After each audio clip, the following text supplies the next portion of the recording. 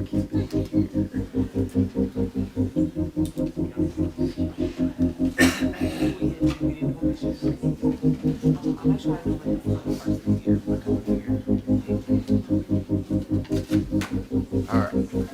We all ready?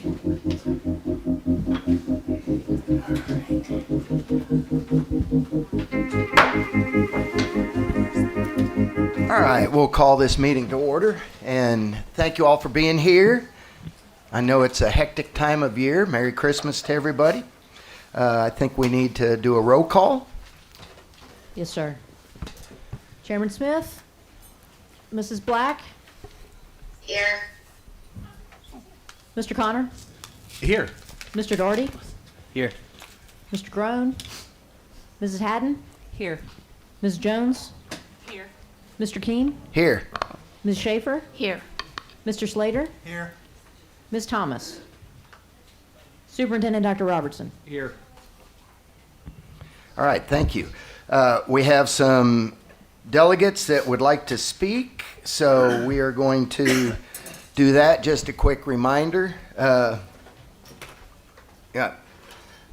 we'll go with that. So I'm going to turn this over to our legislative representative, and she will read a statement to all of you. Thank you for your interest in addressing the Hamilton County Board of Education. During your presentation, please address the board as a whole, not individual board members or administrators. Also, please do not present complaints or concerns you have about an individual employee of the school system. If you wish to voice those complaints and concerns, you should contact the central office and ask for a meeting with the superintendent, since the superintendent is responsible for individual employees. Pursuant to Board Policy 1.404, individuals speaking to the board shall address the remarks to the chair. Each person speaking shall state his or her name, address the subject of his or her presentation. Remarks will be limited to 3 minutes. If 3 or more people speak on the same subject, they are all collectively limited to 10 minutes total. Do we have more than? I don't think we have a group. No. I'm not going to read that part. Okay. You going to call them first? Yep, you do. First, we have Mariah Richards.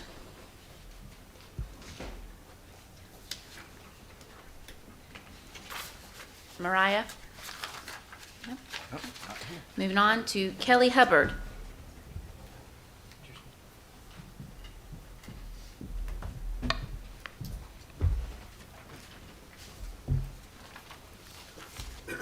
Good evening. My name is Kelly Hubbard, and my address is on file with the district. My husband and I moved our family across the country in 2022 from Southern California to get our children out of that morally depleted state and education system. We love living in Tennessee, but we're very disappointed in the English department. Everything our children are reading is about death, suicide, sex, and drugs. When did it become the job of the education system to teach the topics that are my job? They're my children, and those are my topics. My son only went to his English class half the year last year because he refused to read half of the content that he was being assigned to read. I'll be sending you a list of books that I deem very inappropriate and why, and that my children also agree with. There were 2 things amid the garbage that I couldn't stop looking at. One was the blue kite. The other was Hassan's bright brown corduroy pants thrown on top of eroded brooks. My father says it's sinful. Hassan lay with his chest pinned to the ground. Kamal and Wally each gripped an arm, twisted and bent at the elbow so that Hassan's hands were pressed to his back. Asef was standing over them, the heel of his snow boot crushing the back of Hassan's neck. Your father won't find out, and there's nothing sinful about teaching a lesson to a disrespectful donkey. Asef knelt behind Hassan and put his hands on Hassan's hips, lifted his bare buttocks. He kept one hand on Hassan's back and undid his own belt buckle with his free hand. He unzipped his jeans, dropped his underwear. He positioned himself beside Hassan. Hassan didn't struggle. He didn't even whimper. I stopped watching, turned away from the alley. Something warm was running down my wrist, and I realized it was blood. Out of the corner of from just around the corner, I could hear Asef's quick, rhythmic grunts. This is The Kite Runner, a male raping another male that my 17-year-old was assigned to read without my consent. This is not the only sexual content in this book, but I only have 3 minutes. There is also a lot of violence, intense violence. The definition of an R-rated movie is content that is adult material. Hard language, intense or persistent violence, sexually oriented nudity, drugs, abuse, and other elements. and parents are counseled to take this rating very seriously. Children under the age of 17 must be accompanied by an adult or a legal guardian to see an R-rated movie. The sex scene that I have just read is R-rated, and no one asked my permission to have my child read this. He is not your child, he is mine, and I'm very disappointed in the teachers taking on roles of the parents and making decisions without our consent. Do you know that if you take someone else's child to an R-rated movie and you don't get that parent's consent, that you could be charged with kidnapping? Because you are not the parent and it's not your decision to make. The NC-17 rating of a movie is a rating where parents would consider it to be too adult for anyone under 17. Rape is too adult for my children. It's traumatizing, violent, and illegal. I'm here before you asking you to stop putting NC-17 and R-rated content in front of our children that are not your own without the parent's consent. Now imagine putting that in front of a child who has been raped, assaulted, or molested. You're assigning this to a child who has potentially been sexually assaulted and then traumatized. Thank you. Thank you.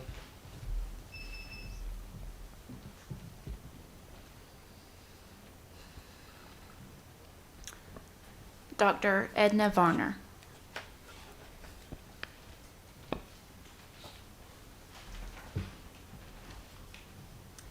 Thank you for the opportunity to speak. I'm Edna Varner, retired Hamilton County educator. I live at 3601 Lake Vista Drive in Chattanooga.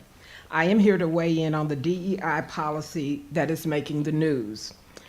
The question, I believe, is whether the district needs an educator diversity policy and whether the policy currently in print is encouraging us to discriminate in hiring. What makes Hamilton County suspect for racism as it applies to the hiring policy is a whopping, very disturbing, barely 10% of Hamilton County teachers who are people of color.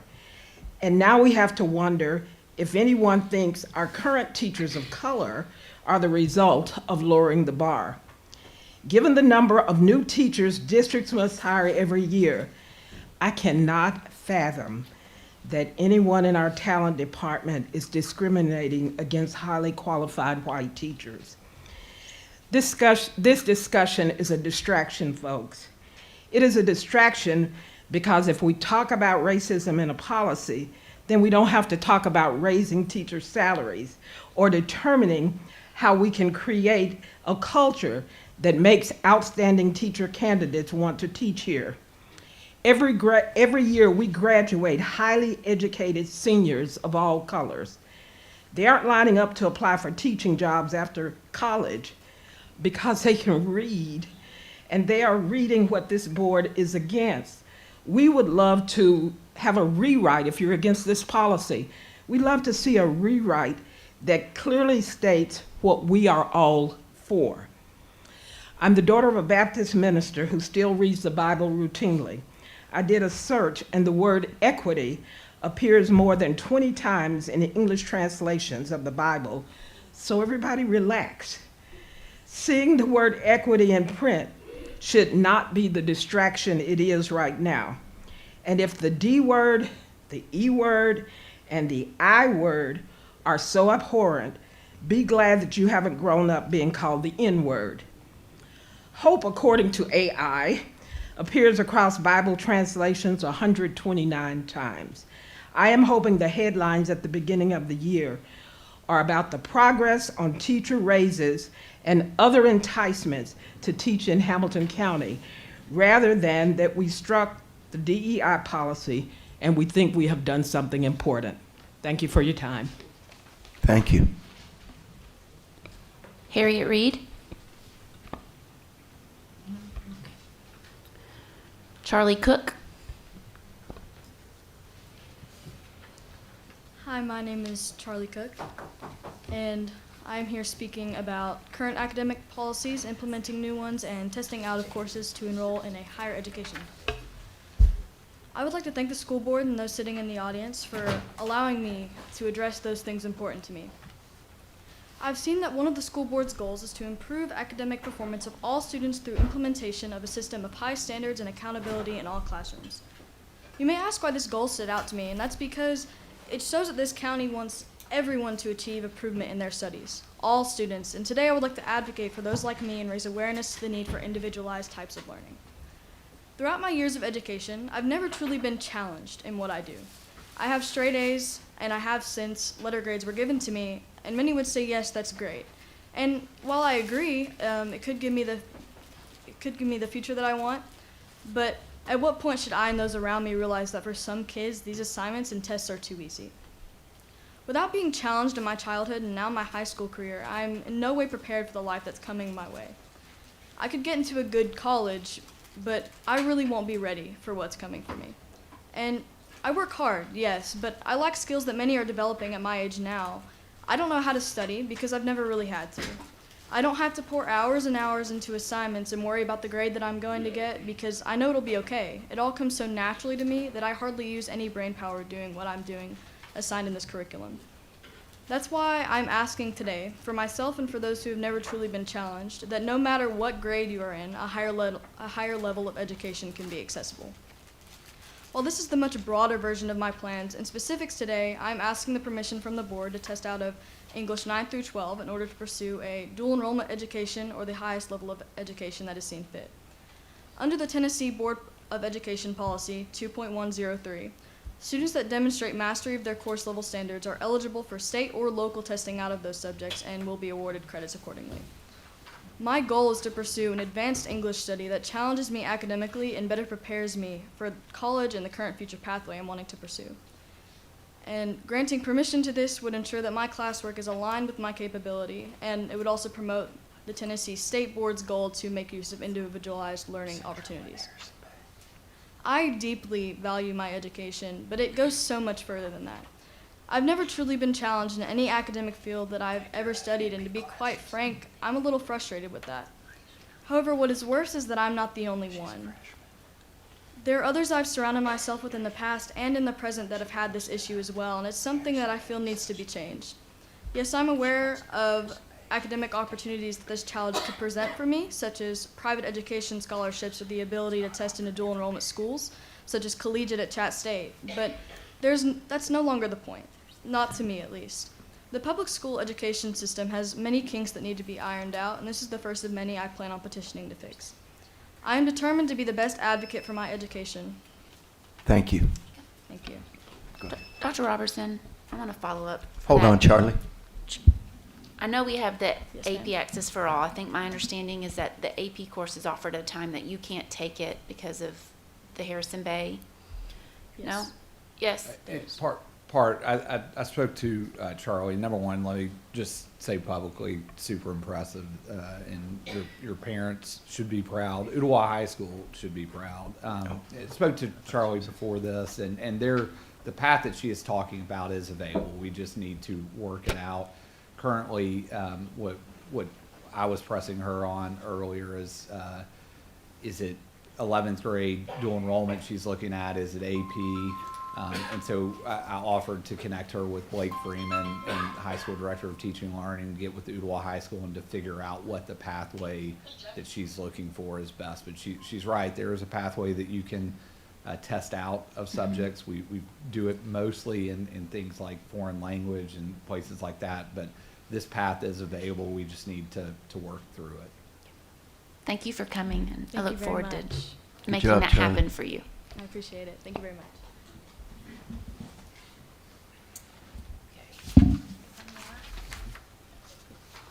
Sabrina Daniel.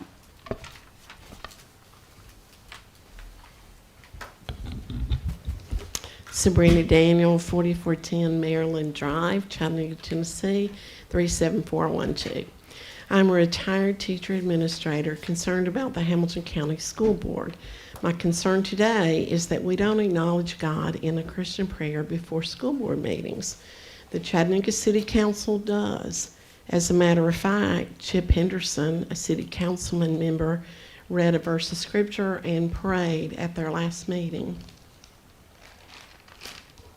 So does the county commission. Opens in prayer, usually by a pastor. So what's up with the school board? Our nation was founded by people who risked their lives to come and freely worship. The Declaration of Independence and the Constitution was primarily written by Christians, and the principles come from the Bible. You might want to look at a website called wallbuilders.com. Yes, there were some deists involved in the documents, but by and large, they were Christians. The public school was designed so that children could learn to read, so they could read the Bible. We have a multitude of problems to deal with. Can we not take a few minutes to read a verse from the world's best read book and pray for guidance as you are making decisions? My prayer is that this will be brought up for discussion soon, preferably the next school board meeting. Thank you. Thank you. All right, that's all of our delegates. So we now move into presentations. We have our first one, Miss Shannon Moody. Oh, okay. So Dr. Jasmine Fernandez is going to do this one.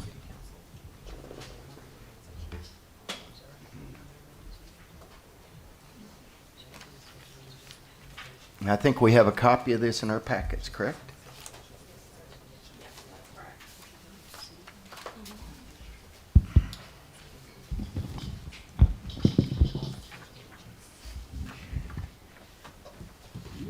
Good evening, everyone. My name is Jasmine Fernandez. I serve as the Chief of Student Supports.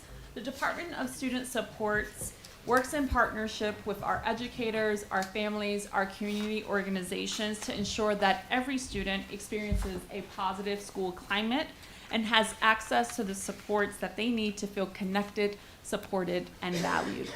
We do this through a myriad of ways, including providing academic advising, alternative learning, behavioral interventions, counseling, and assistance for students experiencing homelessness or are involved with the juvenile legal system or navigating truancy court.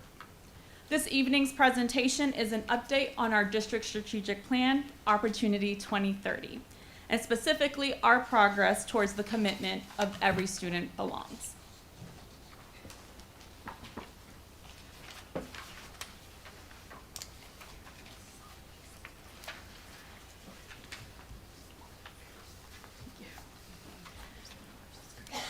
Opportunity 2030 is grounded in a clear and shared purpose. All children thrive and experience a future without limits. This purpose provides a common direction for schools and central office staff, and it helps to guide our decision-making across the district. The district's vision and mission serves as the foundation for Opportunity 2030. These statements help to ensure consistency and alignment between our day-to-day work, but also our long-term goals. These beliefs, as you know, outline how we approach student success. At your last meeting, the board voted unanimously to expand school-based mental health services. That decision was directly in support of our fourth belief of well-being is essential to students' ability to succeed. I want to thank you so much for your vote. We are certain that it will yield continued positive results towards student well-being. And our values. These values guide how we carry out our work, how we collaborate with schools, with staff, with families, but also it is what helps to keep us accountable to each other and to our community. And our commitments. I'm super excited to share with you about the work that's been happening around Every Student Belongs. Portrait of a Graduate. Our long-term goal is that students across all 81 schools, regardless of learning community or zip code, graduate with the competencies outlined in the Portrait of a Graduate. These competencies reflect readiness for further education, employment, and active contributions to society. Every Student Belongs is organized around 3 objectives that focus on a sense of belonging, strengthening relationships between schools and families, and continuously improving student well-being. I will take about approximately 15 minutes to review our progress. I kindly ask if you could please hold your questions until the end to ensure that we can get to the full update, and then we'll take Q&A. These are the metrics used to monitor progress towards Every Student Belongs. there's one important clarification. This first metric here around student success planning, at the core of this metric, it's about connections. Are our students connected to clubs? Are they connected to athletics, band, dance? Same is true. Are they connected to the services that they may need, whether that be healthcare, whether that be housing? That is what this metric is about. As you all know, this year, the Community Impact and Partnership team has taken some time to review and pause the application of the use of SSP. However, the team is continuing at the school-based level to make those connections, to make sure that students are connected both to people and to the resources that they may need. Okay, so this slide here, I want to acknowledge up front, there's a lot of color, there's a lot of numbers. I'm going to walk us through this. So the key takeaway here is that overall, the district met its primary objective of reducing the percentage of students receiving more than one exclusionary discipline infraction. As shown in the green, we hit the goal of 2.6% for grades K to 5 and exceeded the target goal for grades 6 to 12. This demonstrates that our current approach is producing positive results, and we plan to continue building on this progress. We saw progress across multiple student groups. At the same time, we had an aggressive target goal. When we reviewed specific student groups, results were slightly below the target goals that we originally set.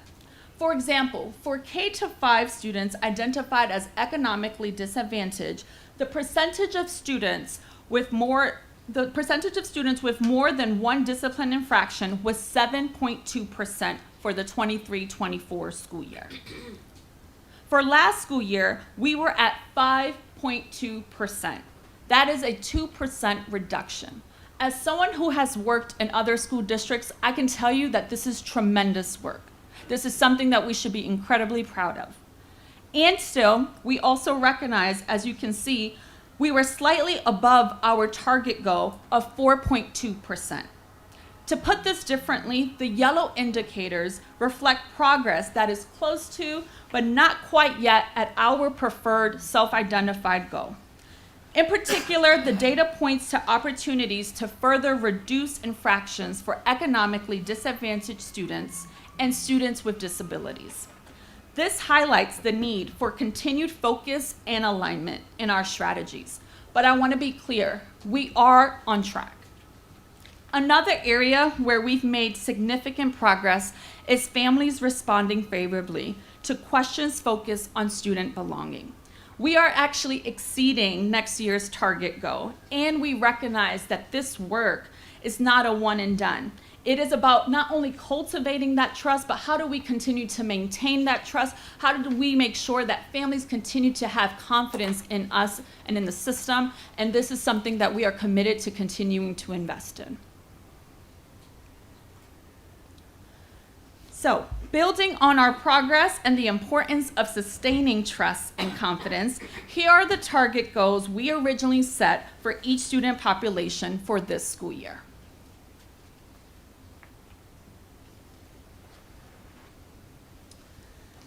At this time, now that we've reviewed our targets for each student population, I'm going to highlight key action steps supporting progress under Every Student Belongs. I'm going to take about a minute or two to share some updates as well as share with you some key artifacts. Hopefully these artifacts will resonate with you and will help further elevate the work.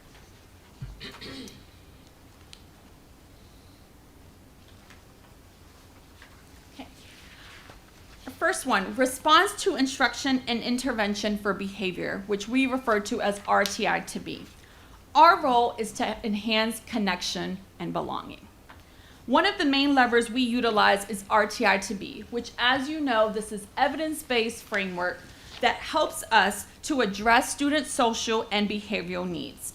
RTI to be focuses on teaching and enforcing appropriate behaviors across all of the tiers.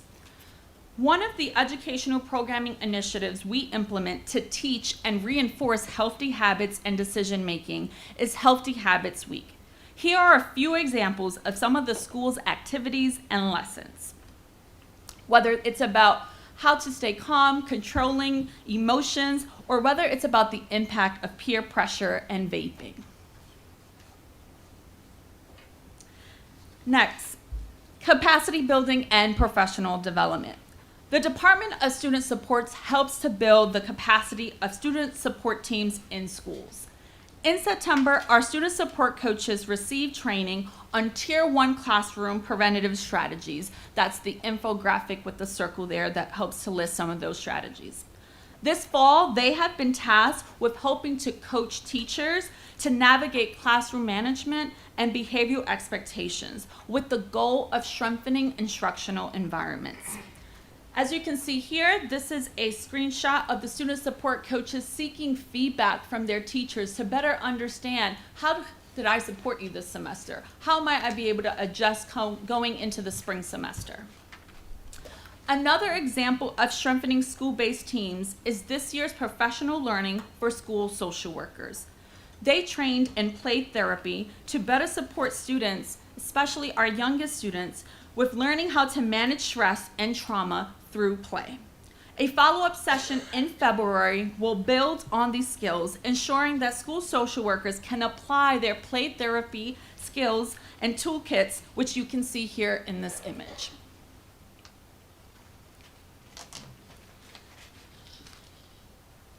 Alongside promoting student well-being through play therapy, we have implemented stronger, more consistent systems to prevent and respond to bullying. An internal working group was established to coordinate bullying-related efforts, review data, and identify schools that may need additional interventions and support. This has improved consistency and response time. But I want to be clear, we have always tracked bullying incidents and reporting. What this is doing is helping to create a unified way to track not only the initial investigation, but also the follow-up, including the safety plan. And that is the image there at the bottom that highlights this form into Power Schools. Fostering a sense of belonging is just as critical for students in alternative learning settings because clear expectations and consistent support can make all the difference in their success and transitions. This fall, we have focused on resetting expectations at Washington by strengthening clear protocols, consistent systems of support between both Washington staff, students, families, and the base school. Key improvements have included a formal guide that helps to define placement criteria, referral pathways, shared expectations, as well as monitoring academic and behavior progress. Our goal is to reduce how many students are in repeat placements and ensure that students transition successfully back into their base schools. Before we move on, I would be remiss if I didn't say thank you to Ms. Jackie Thomas. Callow and I touched base, and he told me how much it meant to him that you took the time to meet with him, to ask him questions, to ask about his concerns. And I want to invite all of you to please consider stopping by, especially when the students are in enrichment. This year, we've put a lot of efforts to support our young men. Just last week, we had a guys' luncheon where they were able to connect with different community partners. And similarly, we have other supports for our young women. And I really encourage you to come out and check out the work yourself. Last, but certainly not least, belonging matters for every student. I'm going to say that one more time. Belonging matters for every student, including our students who are navigating homelessness. As a result of the dedicated work of our school social workers and the Families in Transition team, 1,007 children have been identified as eligible for McKinney-Vento services. Additionally, thanks to the generosity of internal cross-departmental partners, as well as external strategic partnerships, we have helped provide families with emergency assistance, including access to groceries, to transportation, to household essentials, to toiletries, and furniture to those who have been housed through the End School Homelessness Pilot. Needless to say, these action steps have been successful to date, thanks to the collective effort of our school administrators, of our teachers, of our school counselors, of our school social workers, our student support coaches, our college career advisors, as well as our members of the Central team, some who are here this evening and many who I know are tuning in. And I want to thank them for their collective contributions. This is just an additional appendix slide that I wanted to also uplift some of the work that we're doing in partnership with the Department of the Juvenile Court, working with them around navigating truancy. And with that, in closing, this update reflects steady progress towards the goals of Opportunity 2030. And at this time, I would be happy to take questions. Thank you so much. I have one if nobody else does. So on the RTIB, who is teaching the RTIB class? Is that our support coaches doing that, or? Yeah, so a few things here. At the core, we're talking about the student support coaches helping to put in place, are there welcome routines, right? How are students being greeted into their building? Are there clear expectations? And it's a range. Some of it is our student support coaches themselves working and helping to implement this. But then back to the notion around healthy decision making, about enforcing positive behaviors, that's the student support coaches, but it's a collective effort. Some of our school counselors are also working and helping to teach advisory, where they're reinforcing what it looks like to engage in healthy relationships. Let me add to that just a little bit. Every single school has to submit an RTI-2B plan that is a collaboration between the SEED team and the administration, and then they also do a self-evaluation twice a year, and they also have to get feedback from here. So the plan is collectively built and then supported through. Okay. people's So for some, it can be a pull-out class, but for others, it's So everyone, we're looking at tier 1 classroom preventative strategies. All of our schools should have evidence. I'm going to go back to this image here for a moment. That circle there, all of our schools should have some level of evidence of tier 1. So that would include welcoming students daily, whether that's greeting them at the door when they're entering the building, or in front of the classroom, standing outside of the door and greeting the students as they're coming in. That's clear expectations and routines in the classroom itself. So student support coaches are looking to see, how does this actually look like in the classes? Structured transitions. So when we're talking about inside of a classroom, are there clear structured transitions for whether it's a pair share, whether it's private reflection? We're talking about active supervision, right? So helping to support teachers in monitoring their classroom, scanning. And then clear directions, right? Is it clear to the students what's being asked of them? And then obviously positive reinforcement. That is equally as important. We want to address behavior and help our students understand what does appropriate behavior look like, but it's equally as important that we're affirming them. And so to Dr. Stewart's point, each of our schools are focusing on what does this look like? They get to personalize it, and throughout the school year, our student support coaches are hoping to monitor that progress and give tailored feedback and support. okay. Ms. Haddon? Yeah, I'm curious about what curriculum you have, because I know there's a social emotional learning curriculum in, I guess, can you tell me about it, like when it happens, like during the homeroom type period or during the type studies? Mm-hmm. And is it elementary, middle, and high school, and how much of the day and how many days? Yeah. And that kind of thing. Absolutely. So it varies in that some schools are using advisory. We have some schools that have sort of a house system, particularly at the middle school.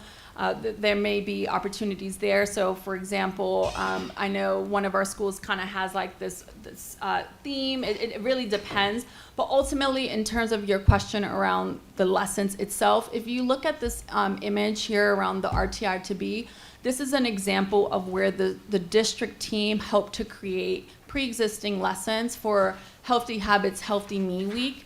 And this is specific prompts, and we do it by elementary, middle, and then for the high school. There are lessons in there. There are different tools that they can use to help tailor it to meet their school needs. And about what frequency, and that differs by school, or, I mean...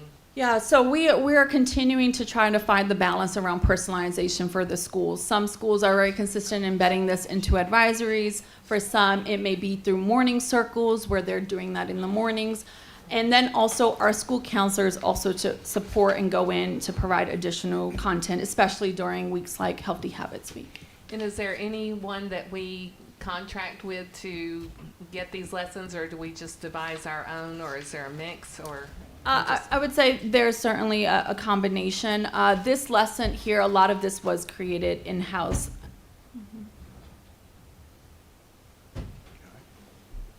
Any other questions? All right, thank you very much. Thank you.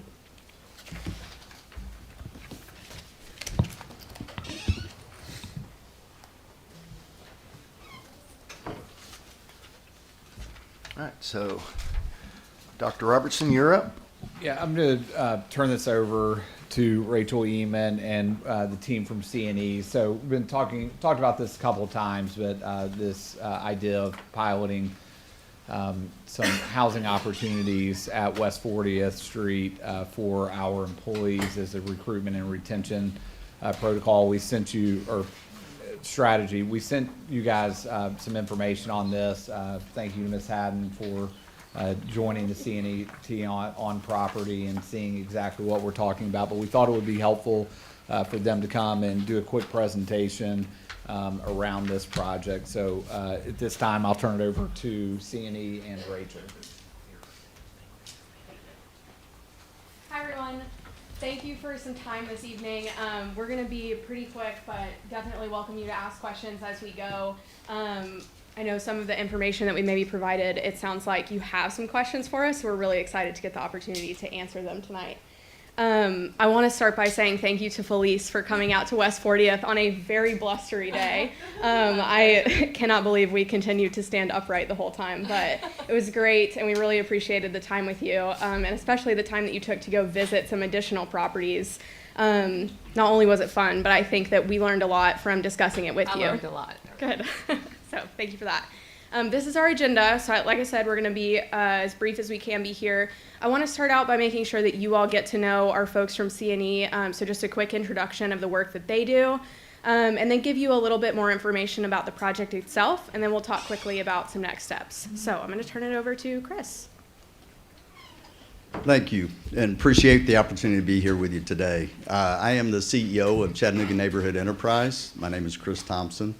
I am a child of two public school educators, so I really appreciate the opportunity to be here with you today.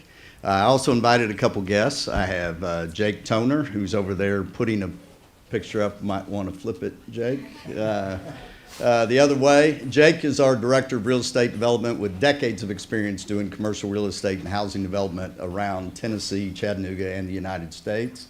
And I also have Justin Tierson. Justin's right behind me. He's a VP of Community Engagement as well as our Director of Operations. A little bit about CNE. We are next year celebrating 40 years of doing the work that we do in Chattanooga, Tennessee. Very proud of that accomplishment. We will be celebrating that over the next year. We work in 4 areas. Some folks know us just for the multifamily housing. Some folks know us for the financial services we provide. But we are a full-service real estate development organization, and importantly, we are a 501c3 nonprofit corporation. We operate in 4 areas: real estate development, pre-dev, and construction. We do property management. We do community engagement in a variety of neighborhoods, and we also offer financial services. So with that, real quick, real estate development, we do mixed income. There are a lot of labels that get thrown at housing and what we do: affordable, accessible, attainable, low-income, workforce housing. We could go through a whole list of areas that we talk about. We're really focused right now on workforce housing, what we would call workforce housing. That's 80% AMI for folks that roughly individuals at $53,000 a year, give or take, up to 100% AMI for an individual that's in the 70s, and for a family of 4, that's in the mid-90s. So it really is workforce housing. I talk to groups all the time, and I say this: people that keep us safe, keep us healthy, and keep us educated ought to be able to buy a home in our community. And if they're not at the current moment able to buy a home, they ought to be able to rent something that's affordable and safe for them and their families. So we're dedicated to that. We operate in an area called missing middle housing. We are not big box developers of housing. Missing middle is really designed to work and fit within a neighborhood. These pictures you see around me, these are missing middle. These fit into neighborhoods. They're in infill lots. They're higher density, but you can see people can access the street. They can walk on sidewalks. It's really about community neighborhood revitalization and building housing. So that is our approach. Last year, CNE won a national award for this effort of Missing Middle. We get contacted regularly around the United States about what we're doing here in Chattanooga. Chattanooga is cutting edge with the effort around missing middle housing, and that's why we're really excited about the potential about teacher housing, because that is also innovative and cutting edge. Just a few notes. We have 261 rental units across 14 properties. We manage our own properties. And we, so you know, we are below market. That's also another kind of typology or terminology we use for housing. We're below market. We're roughly 1, 2, 3 bedroom, 20, 30, and up to 50% below what the market bears in downtown and more broadly around Chattanooga, Hamilton County area. Just a few pictures of what we do. Again, the concept of missing middle. Those can be duplex, small, all the way up to multiplex, 10, 12, 16-plex properties. But again, they're not big box. They look like they should be in the neighborhood they're in. We do community engagement. We work in a variety of neighborhoods, Oak Grove, Orchard Knob, Ridgedale, and Highland Park right now. We're doing some work in East Chat and growing those efforts around community engagement. The other thing we do is we do home ownership education through our community education team so that people are prepared to buy a home when they're financially in a position to do so. And then just a couple notes here about the housing landscape, and we can talk together about this. The nature of the crisis, it is real, it exists across the United States. In Chattanooga, Tennessee, we are 7,000 units deficient in affordable workforce housing, 7,000. That's a lot that we need to figure out how to make up, and it is all hands on deck to try to do this, and we have to be innovative in our approach to handling that. You can see 45% of renter households are cost burdened. That means they're spending more than 30% of their income for their housing. The median home price, $340,000 in Chattanooga area, $340,000. Families can pay $260,000 at 100% area median income, meaning that we would have to provide a subsidy of $80,000 plus for folks that make the area median income to afford a home in Chattanooga, Tennessee. Rental rates are spiking, 11% jump in 2024 alone. Median rent, all beds, 1 bed, 2 bed, 3, median rent, $1,500. That's the average median paid by renters per month across Chattanooga. So, where did this idea come from? We have two kind of intersecting challenges happening at once, right? We all know we have an excellent HR team here in Hamilton County Schools. Over the last several years, we've had an average retention rate sitting around 88%, 87%, working its way up to 88%, depending on when you pull it.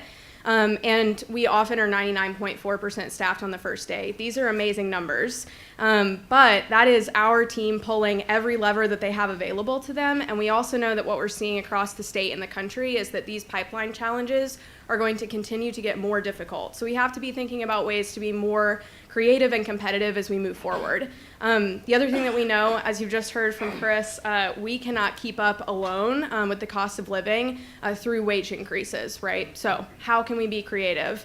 There were a few things going on at once, discussions that we were having about how can we kind of keep up with this. PEF did a report that I believe they're doing a public release on in January around some teacher access to housing, and this was one of the things that was included in that report. And then just a couple of folks in the community who started talking about these creative ideas. So there's not really one specific place. It just sort of was this confluence of ideas at the same time.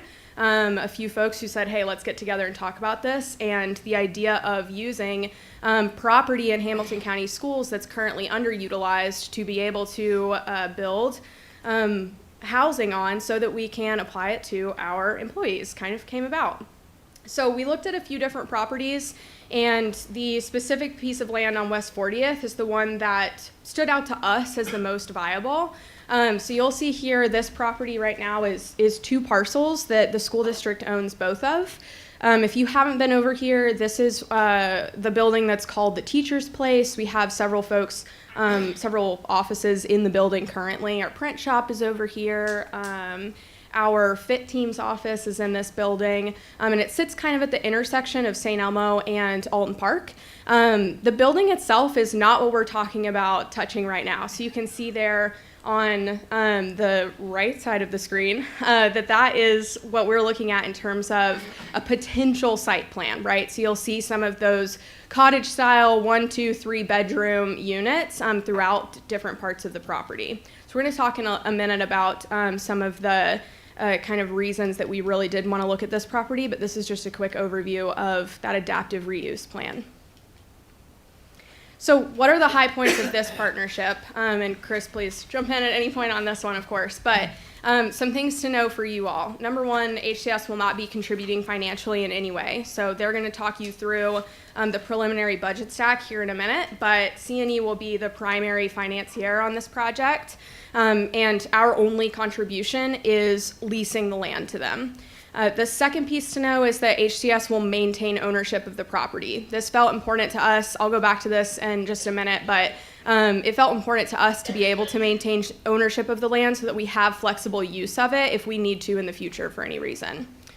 Again, the other piece of that is that leasing it to CNE allows CNE to be the property manager, right? So you'll see this in a responsibility slide here in a minute, but HCS will not at all in any way, shape, or form be operating as the rental manager, the landlord, any of those terms that you would want to apply to it. That will not be our role. The second piece of this is that units can be for teachers and employees, so not just our educators, but also cafeteria staff and other types of educators, so our educational assistants, our SACC folks, any employees in the district. And our goal here is that it is a recruitment and retention strategy, right? So how can we keep the rates as incentives so they have to be competitive, meaning our goal is to keep them under $1,000 per person. The last thing here, this part is, I think, really exciting to us. We've heard a lot of support for this project from the county mayor's office and the city mayor's office. And specifically, we're exploring or planning on a partnership with the county mayor's office to target up to 10% of the units towards essential first responders. So county EMS folks, firefighters, law enforcement personnel, the mayor's office is really supportive of this project, and this is the piece of it that we think will allow us to explore a partnership specifically. So again, why this property? Number one, tons of walkability, right? If we're gonna pick a project to pilot this at, we definitely wanna pick a space that is attractive to folks to live in. So this piece of property in particular, it's close by to a grocery store. There's tons of green space and outdoor activities in the area. There's a community center nearby, a public library, tons of schools in the area. Again, you heard Chris talk about the importance of educators being able to live in the communities that they work in, and so that proximity to schools is important. Flexibility as a pilot allows us to potentially use that property if we needed to for future use for a school. We do not have to use, there's enough space on it that we don't have to use the building that's currently on it, right? We can build new housing, which is the goal here. And then the other piece of this, of course, is St. Elmo and Alton Park both have really vibrant historic histories as communities. So that felt important to us as well, to find a space that educators and other folks who are living on the property might be able to embed themselves into a community. Turn this one to you. All right. Yeah, and I may ask Jake Toner to help too, and especially if we get to some questions. What you see here is really very initial thoughts about this. We're not fully engaged, obviously, at this point. There's a lot of work that goes in to really pull in the cost estimates together to say what a project really will cost. So please understand that. But initially, in looking at kind of the range or where we're sitting roughly, for the number of units, 75 units roughly to be able to place on this property. Again, importantly, not touching the building. Beautiful building that is in use.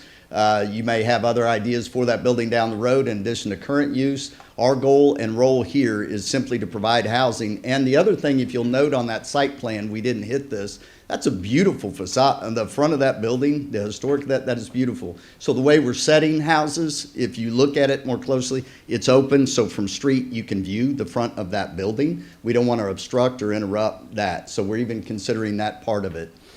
So anyway, here are the costs that we're looking at. You do see a land acquisition cost of $0. The idea would be the support solely of the district is to provide that land as it is to be able to put housing on it. So that's why that shows there. We are working on what they refer to as the capital stack. You see building site, soft cost, financing to get to the number we're at. We are in and will be actively working with our foundation partners in the community and other donors and those who are interested. And there are a lot of folks that I know are interested in teacher housing, what we're calling teacher housing, but really for all employees of the district and first responders and others. So just giving you a rough estimate of what we're looking at and how we're thinking about this project. Obviously, if the board decides to move forward with the option to lease, then we will really dig in at that point. We've got a lot of other due diligence to do on this and think about financing with respect to numbers. But again, rough estimate of a project of this size and what that would cost. And we can talk about a little bit about responsibilities. Yes. So we've already talked about this a little bit, but really wanted to be able to point out specifically the role that HCS will play versus the role that C&E will play if we move forward with the project. So number one, of course, HCS's role is to provide the land through a lease. So C&E will pay a nominal fee at some point annually to be able to then maintain the management of that property. It would be our role to really communicate this opportunity to potential employees or current employees as a recruitment and retention tool. And then like any major partnership that we have, it of course would be our role to be in ongoing progress monitoring to just make sure that we're seeing the outcomes that we want to see from the work. And then C&E's role, as we talked about a little bit before, the financial capital stack. We talked about what we expect the cost of a project like this to be. So putting that financing together and thinking about the full stack to be able to do this. It's a complex deal. All housing development is complex, and this is complex when we're talking about public-private partnerships, school district, C&E, and other partners in the interest of the county and the city. So there's a lot that we'll have to work through. That's our role, to navigate that, to make sure we're doing things exactly the way we ought to do it. We have 40 years of doing this. With the various funding sources, we deal a lot with compliance and eligibility issues, with grants and other types of funding. So our role will be to make sure that we do it right for you and for those who are going to reside here. Due diligence, design, and construction, we'll begin that right away. We've already begun the planning around what we need to do on the property. We will handle lease and payment management. As I indicated, we manage all of our properties. And so we will have the ongoing property management aspect to that. So we see that critically as important. Y'all don't, you are a school system working to educate students and provide the staff to do that. We are a real estate organization that develops housing and then manages that housing for populations we serve. And so we expect that to be fully our responsibility in administering this. All right, and then the last thing here is just a quick overview of some next steps. So first things first, we would love for any of you to continue scheduling some time with C&E. They'll take you on some tours. It's really cool to see their properties in person, so we welcome any of you who are interested in that to set some time up, and we'll connect you all directly so you can do that.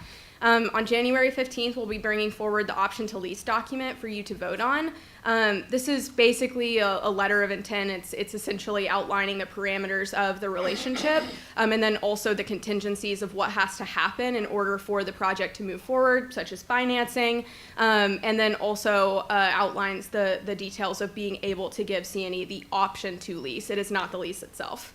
Then what we'll commit to, of course, is as we continue moving through this and exploring the different regulatory processes and get back due diligence, that we would continue to update you all on a quarterly basis to make sure you stay very informed throughout the entire process. And then the next vote that you all would have on the project itself would be a formal lease agreement. So all of that timeline specifically is a little bit dependent as we move through all of that regulatory process as C&E kind of navigates through it really. And that's the big timeline right now. So I think that's everything we've got, unless you all have some questions for us. We have questions. Great. We're excited. Jackie? Since it's the Hamilton County Schools will be owning the property, who pays the taxes on it? That is a great question. Yep. So we're looking through all of that. That would not be, obviously, that would be on the development or C&E, whatever portion of taxes required to be paid. In the county, we will be working on the pilots that are available for affordable housing. That assists us in pushing down that rental rate to have a pilot, but we would be doing this work well within the confines of what the pilot scheme is here in Hamilton County. But that is not a school district responsibility. That is on the developer C&E to determine we're doing this well and it's built into the rents, making sure that rents are affordable for the folks that we're targeting as employees, but also ensuring we're meeting the obligations of any tax requirements in the county. So that the pilot is to pay in lieu of taxes, right? That's what Yes. you're referring to. Yes, sir. So also I guess for me, it's just when you own a property, you're liable for anything that happens on it. So that's what I was trying to work. Yes. And maybe that's a Scott's question. What would be our liability? Because we would still be the owners of the property if that's what I thought I heard, even though they may be leasing it at zero. What would our liability be? We're going to work that into the lease, but I'm fairly confident that subject to their agreement, we can put any risk either to tax exposure, regulatory issues, environmental slips and falls, meteor strike on these folks. Okay, because that could happen. Yeah. Okay. Yeah, subject to their agreement, and So when we get ready to vote, will we have that information? Will you all have worked all of that out? well, the first step is we're going to do a letter of intent, which is basically a framework around which we're going to agree to work towards an agreement. That's the first step. And then at some point down the road, we'll have a master lease to spell out the subsequent terms. We're going to have a lot in front of you in January, but the actual lease agreement, which will spell out everything from what we just talked about to how they are going to manage the property, that's yet to be determined. Okay. My next question was, I know they said that they would utilize this as a recruiting tool, as an incentive. So my question is, once the apartments, if it's just 75 units, once they become full, then how will you utilize it as an incentive or a recruiting tool for others? Are they just going to be allowed to stay there a certain amount of time, years, or can they, if once they rent it, they can rent it? What does that look like for a person that may come in as a new teacher and wants to rent that based on the salary? So I mean, you come in, I'm just saying it's $50,000. Sure. And we all know that that's not very much with what the rent rates that are going on. So I guess my question is, if they start there, will they be able to stay there just 1 year, 2 years, 3 Yes, years? ma'am. Because it would be troublesome for Sure. me, for anybody that think, okay, I can only stay here a year, so I got to move. You know, I'm just curious, because once you find a cheap apartment, you want to stay there. I'm just saying, if it's nice, if you find a nice low income price that you can afford, you're not trying to look at moving every 2 years, unless you want to purchase home ownership. And I know CNN has all those opportunities. So we have, I think, two answers to this. So the first answer on the HCS side of things is I do think that part of, like as we're working through that final partnership agreement that would be included in the lease, the terms of the rentals would be a part of that, right? So that's one of those things that we actually do have to keep talking about, that we love y'all's input on, right? Is there a statute of limitations on how long you can stay so that we can continue using it as a recruitment tool? The other piece of this is I hope that if we fill all of the units, that it's something that we can utilize as a proof point to continue to look at how we could duplicate this project elsewhere. And then another subset of units is where we could keep maintaining a recruitment tool, even if we've also set some sort of statute of limitations on how many years you have access to it. You know, as someone who's used it as a recruitment incentive, right? So I think those are the pieces that if we get a yes from you all on that option to lease document, it really gives us the go-ahead to start digging into the nitty-gritty on all of those things to outline. The second answer I do think is related to the homeownership movement piece that CNE does, so I'd love for you to talk about that. Yeah, absolutely. So thinking about this, 75 units is a large number. It puts a dent in things importantly as we think about recruitment, but it's not enough. What we've also talked about as an organization, because we do these various other things, financing, helping folks into home ownership. What if there were a housing resource centered tool, for instance? I throw that out there. It's something that we're thinking about as folks may want to move from this location to others or into home ownership. C&E can be there to provide assistance and support and resources to help them think about that. For folks that want to say, that'll obviously be the discussion we have with you all as school district. What are the terms of that? But if folks are interested in moving, we have a vital part to play in that, to say if you want to be a homeowner, let's talk about that. Let's get you home buyer education, let's get you financing and all of those, and let's see if we can find you a home so you can be a teacher living more permanently. We also have other properties. So those would also be and can be available to teachers as well. If we fill up 75 here, we've got another 65 units coming on in the next 12 months. In addition to what we're going to be thinking about doing here if we move forward with a project. So coordinating well and being able to partner well with you all to say, when these things arise, A, what are the terms? And if and when people are ready to move and they have the ability to do that, C&E also can provide those services.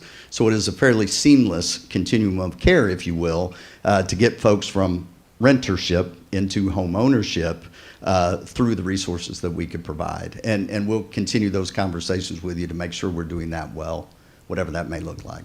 So Can I add, just to be 1 to 3 clear? bedrooms, what's the, is it 1 to 3 bedrooms? How many bedrooms? 1 to 3 is what we're looking at. Ultimately, some mix of that is what we're looking at. We haven't ultimately landed on that, but that's really what we're looking to do. I believe I've got that. What is for sure, the tenant has to stay employed with us. So this isn't you come in, work for 3 months, and you get to stay for, you have to stay employed with us while you're in the unit. So does it fall under the 30-day notice that a lot of apartment complexes do? That's part of what we've got to That's- work through. But one thing that, we have been very clear from the beginning of this conversation is we've got to have some ability to keep people employed while they're there. And we are fortunate. There are some really good examples in some states around us here in Tennessee, because everybody's facing some of these same challenges. So they're addressing some of these things, and we're watching those, and we're learning from them to make sure, however we handle this, we're handling it really well, and we're learning from what others may have done in that regard. Ms. Hatton? Yes, I was going to say, I did visit the property, and it's not at all what I thought it would be, because being kind of a capitalist, free market type person, I didn't think I would really be interested in something like this, and I thought that we'd be renovating the building that's currently there. And the thing, one thing is, if you have private developers, they don't have the grant income, or money up front that you all have to help keep the costs low and to be able to build something. Because right down the street on Broad Street, there's several big, high-density units there, and that's what I'd normally picture. So if they're a private developer, usually they're going to build some very high, expensive homes out in the suburbs, or the very high-density in-town units. But this is the kind of unit that the community needs. I know there are concerns with how it rolls out with the county and all, but as far as, the building and what our community needs, and there's money there, and because of that grant money, you're able to build something better than a, very high density unit. And I was impressed with meeting your developers and contractors. I know there's probably other things I had written down, but anyway, I was impressed. Thank you. I mentioned, as a 501c3 nonprofit, when I talk to folks, and there are folks in the market that do amazingly well here in Chattanooga. We build well, and we've got a lot of great builders and developers. But we're a 501c3. We have a sustainability margin. So as you think about affordable housing, what we do to drive down prices, I don't have a profit margin. I don't have a return that the market requires of developers. I have a sustainability margin to make sure we continue to operate so we can continue to build affordable housing in Chattanooga, Tennessee. That's a very different thing. The other thing we have access, as you had mentioned, is we have access to lower cost money through community investment tax credit, CITCs, here in Tennessee as a nonprofit organization. and we have wonderful foundation support. All of those things provide us an opportunity to drive down that rental price in ways that a lot of other folks don't. I get calls from private developers going, how do we do this? Can we work with you because of those value adds we bring as a nonprofit? So we think those things allow us to do something that can be a very solid project here to do and deliver for employees of the school district in the way that we have. No cost, low cost land, and it's not the idea that it's no cost. This is an investment potentially that you all are making of land available for these employees of the district. But that does help when we put that stack together so that we can really drive down those so that we're at 20, 30, whatever that number is below market, and so that employees can be there. But thank you. Thank you. Yeah, and the other thing that I looked at my notes and looked at, we have a housing shortage in our area, a lot of planning and development. There's a lot of controversy in our county about that. Well, these are mostly in the downtown area where we already have the infrastructure and the land availability, and there's not a backlash about how the land is used, and this is a great use. Thank you. Thank you. Mr. Slater. Thanks. I have a whole bunch of questions. Okay. First of all, I am a landlord, and getting someone out of your property is like an act of Congress. Yes.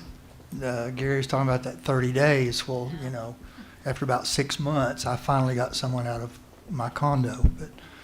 But is this going to be like a 1-year lease, renewable every year type thing?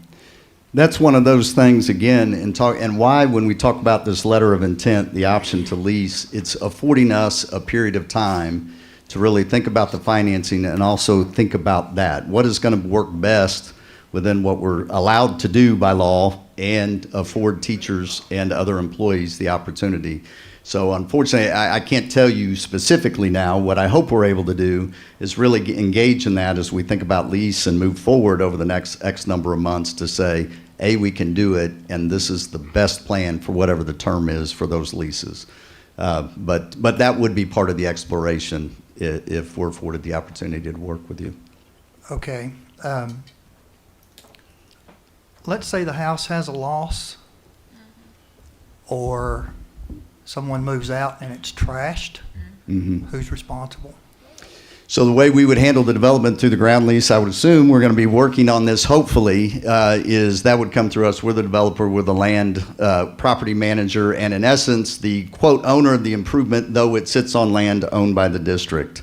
So that risk would be taken by us in terms of how we manage that, setting up appropriate reserves. We do this all the time with the properties we have to, if there is loss, to insure the property, to make sure if there is loss that we can make claim appropriately under insurance if it is there. But that would reside with us. Really the thing here would be we would take on those risks and responsibilities as the developer and the manager of the property, the owner, if you will, of the project on top of the land that would be retained by the school district and owned by the district. Okay. Would any tenant be required to show proof of insurance? We generally, and we would want that to be the case, and we would want to make sure there's renter's insurance available, and there's several mechanisms. So the layer of that, we would make sure that would be, yes. I was going to say that would be a... Absolutely, and we do with ours, and so there's several ways we get there, but yeah, we would expect that there'd be insurance on that. It's going to be required. Yeah. Most people have it at least now. Okay. If the rent goes 2 or 3 months behind, would we be responsible for anything for back rents as the landowners or anything? We've taken this approach again that we are the landlord and we are the developer there, and we would be enforcement. Y'all don't want to do that. Now, if somebody is not paying the rent, unfortunately, they may not, and I would hate for that to be the case. And we may need to have really hard talks with them about you can't stay if you don't pay your rent. So we would manage that. We don't think that's appropriate as a district with employees that may be here. What that needs to be is C&E as the owner of the project, if you will, and as the landlord, has said, no, let's have a good talk about this, pay your rent, and let's make sure we stay up to date on that. So that would fall with us as developer as well. Mr. Okay. Slater, if I can interject, I'm not going to recommend any contract where I see that the board's going to be financially exposed to something like that. My supposition here is that we are going to assign all of the risk to them, and we're going to look to be sure that they have either the financial assets or the insurance to protect us against any kind of expense. Sure. And if we don't have that assurance, then I will tell you that. As far as background is concerned, I'll make an observation. Under Tennessee law, one of the specific examples of unprofessional conduct is failure to pay your just and honest debts. That includes rent. So if a teacher is back on rent, that creates employment problems for that teacher. That was my next question, actually. Would being behind on rents and being forced to vacate, would that affect the teacher's status? Not automatically, but I mean, it depends on the why. I mean, it's willful failure to pay your just and honest debt. So if you have someone who has a medical crisis, obviously the school system's not going to isn't going to look at askance at someone. But on the other hand, if you have someone who is making willful choices and they're just not paying their debts, and they could, then that's a professionalism issue. What I think they're talking about here is as the manager of the property, they're going to be watching the balance sheets to be sure that people are paying their bill when it comes due. Sure. And if they aren't paying the bill, then there's going to be conversation about why. Okay. And this is probably another question for Scott, but if somebody gets hurt really bad on that property, we own the property, can we not be sued? Well, if you're willing to pay the filing fee, you can sue anybody you want. Right. But again, we're going to have, as part of an agreement, they're going to indemnify us, complete and total indemnification, and they're going to have insurance that backs up that indemnity. So we could be sued, but and by the way, this is a very typical situation. Anytime we have a commercial contract with any vendor, go back to the horrible situation involving Woodmore. We had an indemnity agreement with that vendor where when the lawsuits were filed against us, we said, here it is. And we didn't have to touch it after that because of the strength of the indemnity agreement that we had drafted to protect the school system. We're going to Okay. have that here too. Okay. And this last question, I promise. I see, and I'm quoting here, other hard-to-staff public servants such as police officers and firefighters. That's fine, but if we can't, or if you guys can't fill that 70, 75, is that going to be opened up to anybody and everybody to come in? So the couple ways we do this, we have to be aware of fair housing and rules around how we and who we may target for potential renters. So there's ways to do that. We're looking at all of those options that districts have done with land that they provided. The other thing is how we promote and market opportunities. We need to fill it with preference being given, hopefully, to the extent and how we set this up well for those employees of the school district, potentially for first responders and others. And then as available, we have the ability so that we fill it because that only supports and subsidize the ability to provide this for employees of the district. So there'll be a little bit of a layering or waterfall idea in terms of preference and priority for the property. But if there are available units, yeah, we would need to fill them so that we could make sure that we could continue the project and is sustainable. What if we have a teacher with a terrible credit rating? Well, Are they going to be able to lease the property? yeah, and that's a wonderful question. And that's kind of a conversation in terms of how you want to approach promoting and leasing with teachers and what those requirements and conditions for leasing that are. We are, for everything we do, we pay attention to those things. We do have properties that have income eligibility and qualifications, and so we pay attention to that. And so that'll be part of us determining what really are the things that we need to be thinking about from your perspective and from ours to make sure people can be housed in this development. So some of those details, we'll just have to work with you. But the prime thing is people need to pay their rent. They need to have the ability to pay their rent here. And then we need to address those situations, unfortunately, when they're not able to. But that will be in conversation with you all before we get to that point of saying we're ready for lease up. What does that look like? And then continuing that conversation as the project proceeds to say, we need to rethink some of this or work with you all on what that might Okay, look like. so Scott has a lot of work to do, right? Always. Can I add, Mr. Slater, one of the things that, I had some of the same questions you did, and particularly the last one about can we fill it? So 71 units, the reason I feel comfortable, it's 1.2% of our employees, right? So we fully believe that we can fill these units.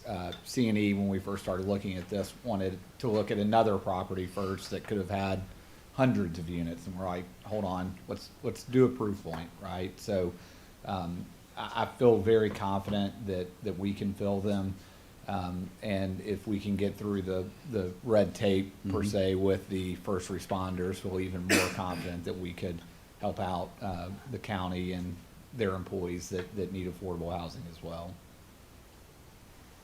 All right, we have Ms. Schaefer, then Ms. Jones, Ms. Thomas will short, and then I'll wrap it up after that.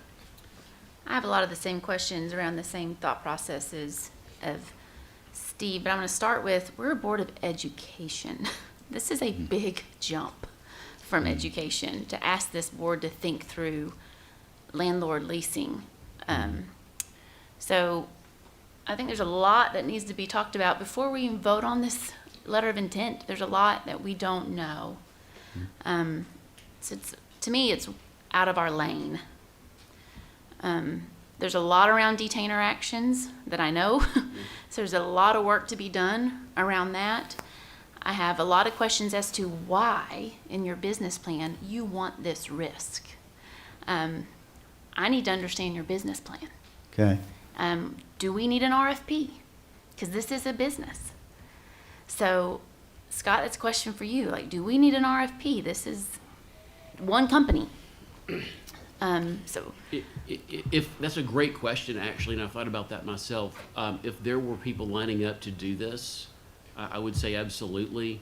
But this is such a, to my knowledge, this is kind of an innovative, out-of-the-box way of approaching this. I think if we start making this a pattern moving forward, we'll need to think about that. But since it's a one-off, I'm pretty comfortable saying that in this moment we're okay. I've given it some thought, and you know the old saying, you ask two lawyers their opinion, you get three answers. But I'll continue to keep my eyes on that one. There's a lot in leasing, a lot of giving up of our land here and the future use and future boards wanting to use that land in a way. So to me, there's a lot, it's almost like Pandora's box that we're opening here. So there's a lot of questions I think need to be answered before we vote on this letter of intent. But for me, one is I want to understand your business plan. Okay. We happy to provide. I know there won't be today. This is presentation. Would love to sit down with each of you and have a tour and talk about that, what we do and why we do it. It's our mission. Our business plan is to deliver, and we've done it for 40 years. We're here to provide housing for folks in ways that the market right now is not willing to provide housing. And that's why I say I don't have a profit margin. I have a sustainability margin, which affords us as C&E.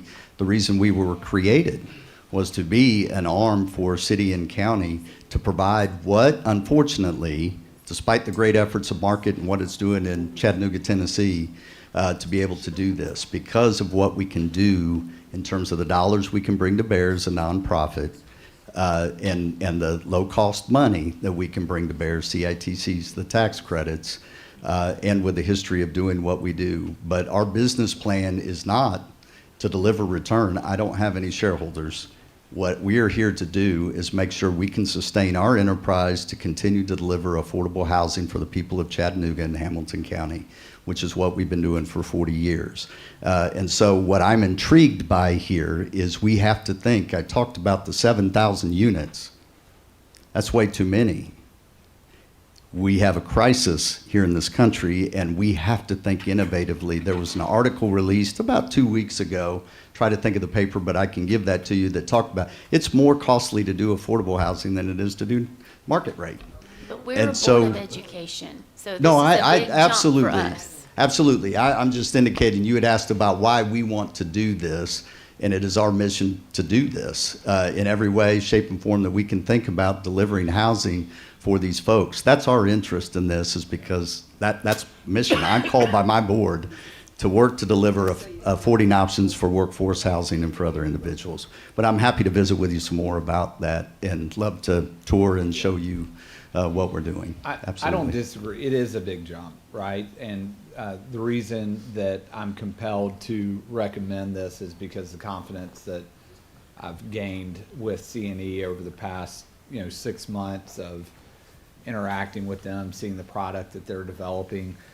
What is not outside of our lane, though, is recruiting and retaining great teachers. And we have pulled so many different levers. Like, I can't say enough good things about Dr. Brown and his team, but we're getting to a place of beyond just continued pay increases. We don't have a lot more to provide as an incentive. And to me, this is a really strong incentive that will help us recruit and retain teachers. I think there's also a community piece to this, of having a community of 70 units that are educators, probably of different degrees. I don't imagine this is all just young educators. I imagine a single mom or dad that maybe sees this as a good option. But to have a community of educators in this together, to me, there is an unseen benefit of that. But I agree with you, it is outside of our lane.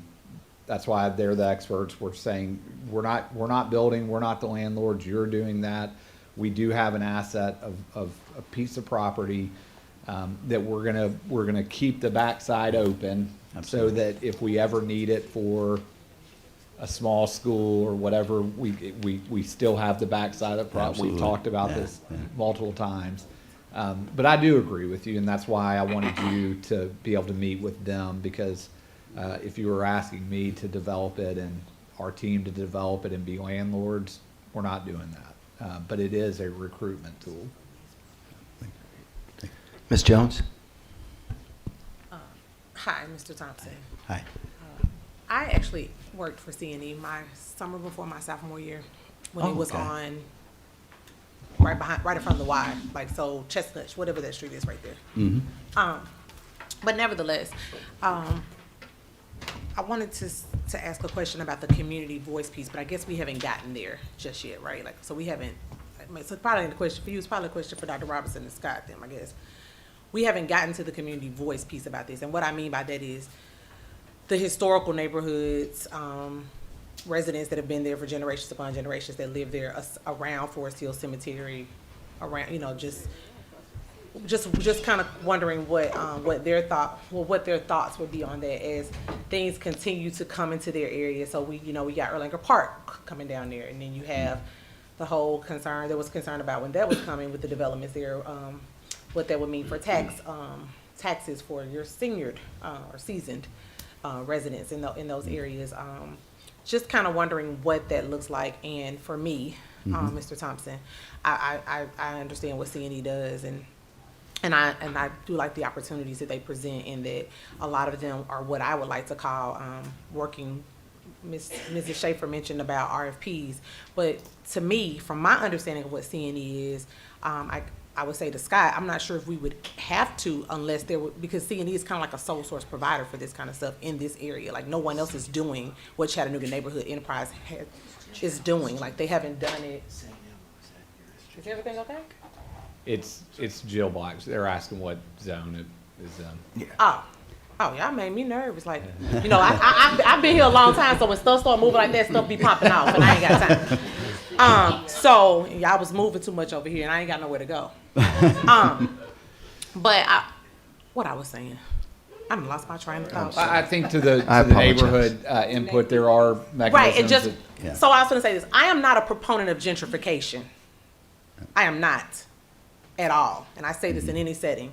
But there's a lot of development going on in the downtown area. And I mean, I'm not naive to some things, right? I think this is a great plan, but I'm not. And I'm not saying this is indication of that. But you have Erlanger Park, you have the West Side Evolves, which I don't think the West Side evolves because it's never went anywhere. Like, you're just rejuvenating that, but that's a whole other story for me. Then you have this going on. So I'm just in this area where historically people of color were pushed this way when an interstate came through. Now here we come building over here and making all of this look nice and pretty. Where are these people gonna go now? So just, I have concerns about that kind of stuff. So I just wanna make sure that whatever we're doing here, that we're doing it with fidelity to the people. I trust CNE to do that. I trust Hamilton County to do that, but I want to go on record for saying I am not in support of anything that is not in fidelity of ensuring that we're doing the right thing for people, be it our staff, be it the community, be it the individuals that are service providers that are meeting this income requirement. I want to make sure we are operating in transparency, fidelity, and we are doing the right thing for people. I have to say that. Thank you. So I can go to bed at night. Okay. All right. Thank you. Ms. Young? Oh, Ms. Young, I'm sorry, Ms. Thomas. See, it's a whole lot going on.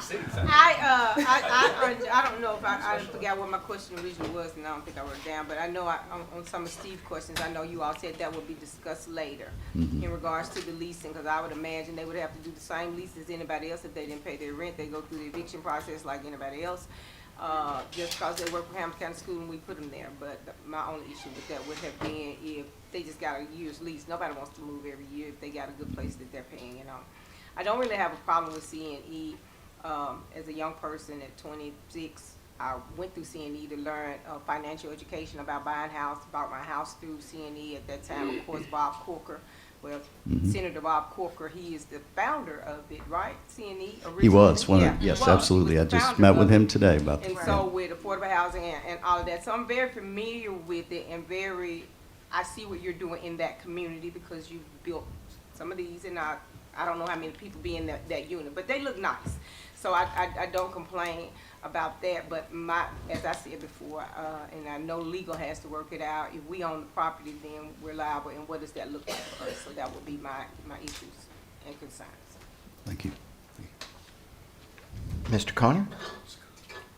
Thank you, Chair. So I hear you, and I know that it's definitely important to get the community input, Ms. Jones. But I'll say this: I know that I can speak for District 6. I would welcome more teachers living in District 6 and the ability to afford it. And I know that there are, in every walk of every life of everything, there is somebody. There's a small percentage of people that may not be able to have the best credit score or live up to what they do. But as a baseline, I trust teachers, and I would love for them to live in District 6. I think I could even speak for Red Bank and say that if we want to use White Oak to do this, where we just recently closed, I will put that on the table. Let's go ahead and figure out some more. That was the property that they don't say that. Yes. There's a saying, great minds Thank think you. alike. Absolutely. Just saying, we would welcome it. I would let's take community input for sure, but if you're talking about putting teachers next door to me, I'm all for it. All right. So I'm going to finish with the last couple questions. And I brought this to you maybe a year and a half ago, Dr. Robertson. And my son used to live in St. Elmo and was a part of the St. Elmo community and organization that was there. And they had met with me. It was, I guess, close to 2 years ago about when there was going to be a St. Elmo elementary school built in that area. So my question is, and also we have one of our satellite churches, Silverdale, in St. Elmo, and I've received a few comments from them too. So what was the overall acreage of this property? It's somewhere around 13.5 to 14 for between both parcels. And so what are we retaining? I don't know that we've got. Do you all have the exact number? The exact number of what that is?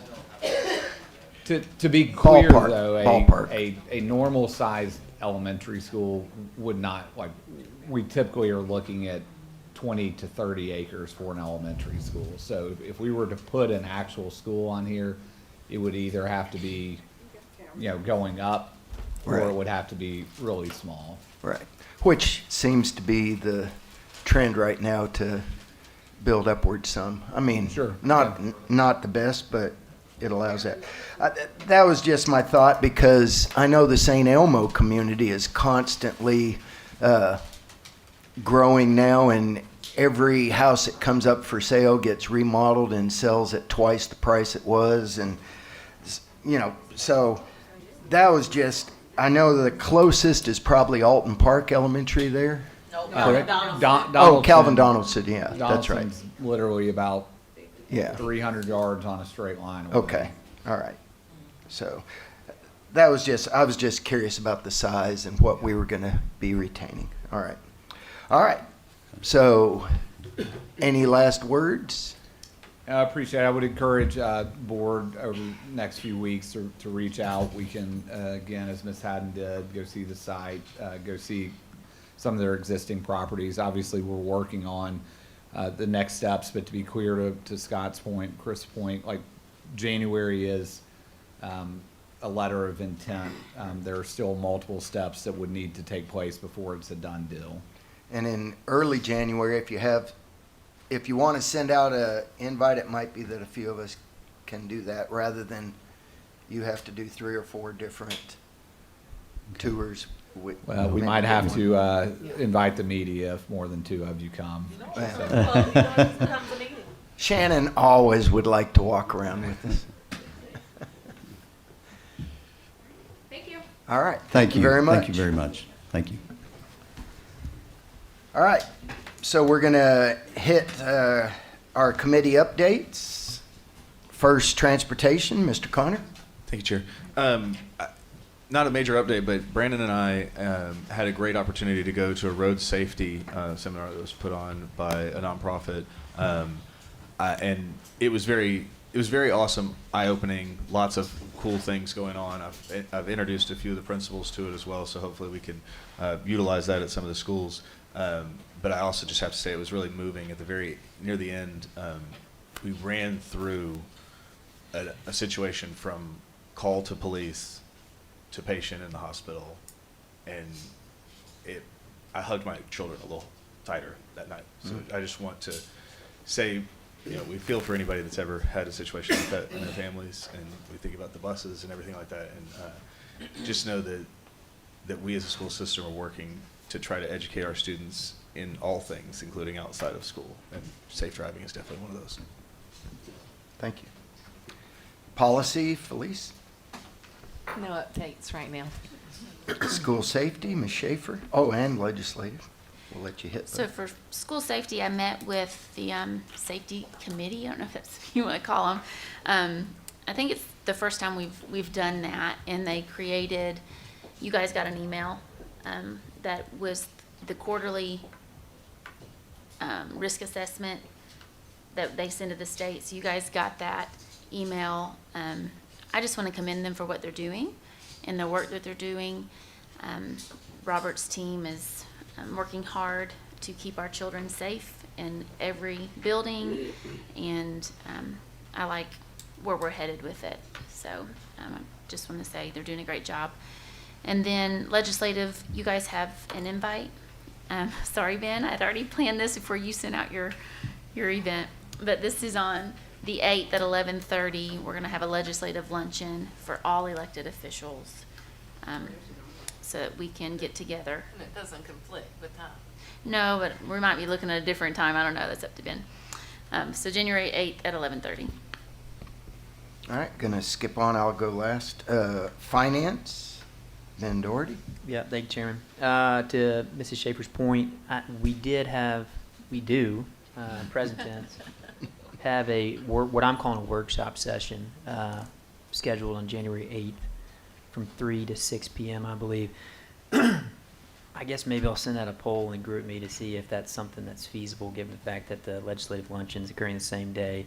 But as of now, we have the space reserved, and I would love, if we do keep it at that time, I would love for anybody that can make it to make it, just because we are going to talk about prioritization around the budget. So it should be a good session going into the budget conversations. Thank you. All right. Athletics, Mr. Slater.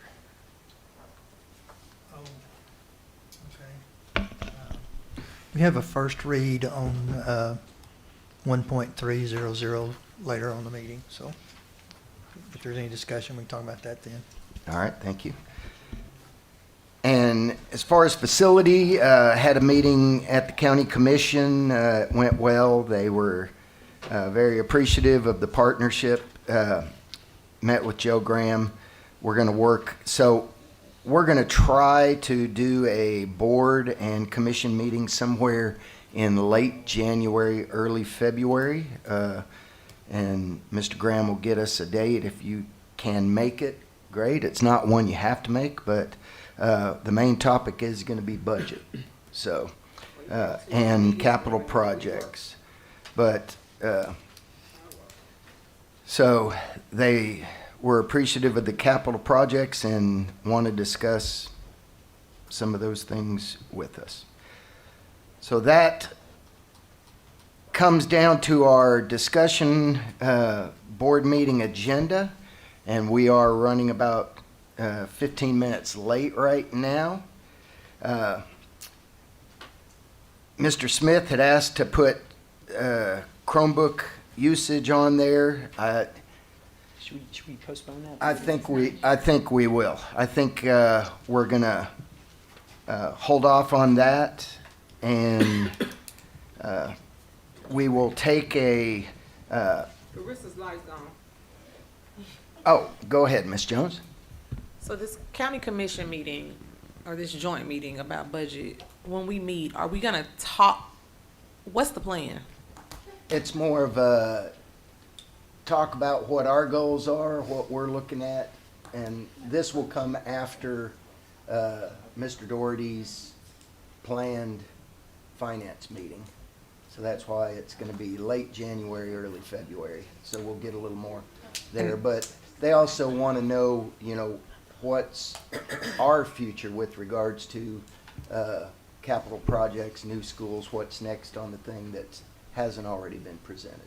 Okay, so this is similar to what you were trying to do last year, and then they canceled it because they want to do it after we permit. I just want to make sure that they're not going to take us back through that, because, you know, it's a whole TikTok now. Take me through this. I don't want to go through there. I just want to be able to do the meeting. Yep. And move forward. So I that's just, what I we're want to ask shooting you, for. I want to ask you to just really advocate for that. Like, if they start with that crap, just cancel it, please. All right. And the last thing we have before we take a break is we have. I do want to add one thing to the. Oh, yes. Mr. Doherty, go ahead. Yeah, I apologize about the late notice. I just wrapped this up today. I've been working on it with Dr. Robertson for a couple weeks, but I do want to add a policy to board discussion during a regular meeting. Thank you. So we're going to add, under board matters, 10D1, school capacity.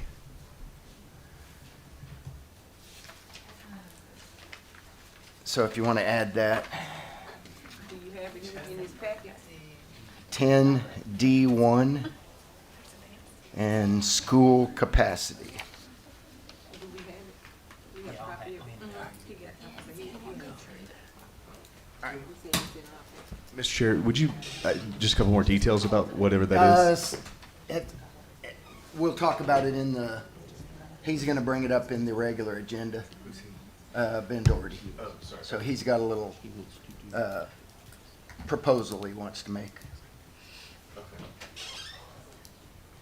And we're running late. So are we going to be voting on that? Okay, I just want to make sure, because I'm not comfortable voting on something I just hear about. Yeah, first conversations on it. All right, so before we take a short break, Ms. McCauley, if you would please, we really appreciate all you do for us. So we've got something for you. They told me there was no good time to do this and to pick a time. So this is the time I'm picking. So thank you.